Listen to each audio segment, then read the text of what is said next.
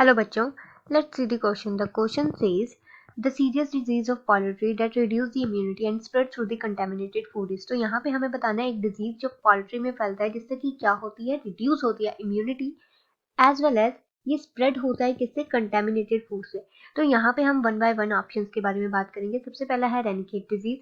अब ये जो रेनिकेट डिजीज है ये होता है डोमेस्टिक फॉल्स में एज वेल एज ये अदर वर्ड्स में भी देखने को मिलता है. अब ये जो डिजीज है ये होता है थ्रू अ वायरस जिसको हम बोलते हैं पैरामाइक्सो वायरस. अब ये डिजीज क्या इफेक्ट करती है, ये इफेक्ट करती है respiratory as well as the nervous system of the fowl. तो यहाँ पे ये ऑप्शन हमारा गलत हो जाएगा. सेकेंड ऑप्शन यहाँ दिया गया है अल्फा टॉक्सिकोसिस. अब ये जो अल्फा टॉक्सिकोसिस है ये भी एक डिजीज है, फॉल डिजीज है. अब ये पोल्ट्री में कॉमनली देखने को मिलता है और इसके सिम्टम्स क्या क्या होते हैं, इसमें इंक्लूड होता है vomiting, then abdominal pain, liver necrosis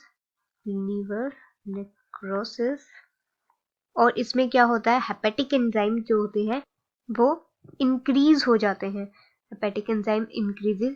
अब ये जो है सीरियस डिजीज है जो कि पोल्ट्री में होती है या फिर लाइफ स्टॉक या अदर एनिमल्स में भी हो सकती है और ये होती है पोल्ट्री में by the attribution of injection of the various feed जो कि कंटेमिनेटेड होती है. कंटेमिनेटेड फीड के थ्रू ये बीमारी होती है.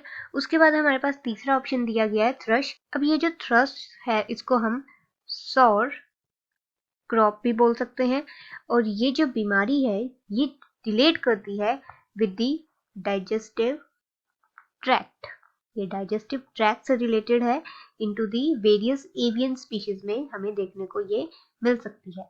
After that the next disease given here is the mats disease. अब ये जो मैट्स डिजीज है ये हाईली कंटेंजियस वायरल डिजीज है.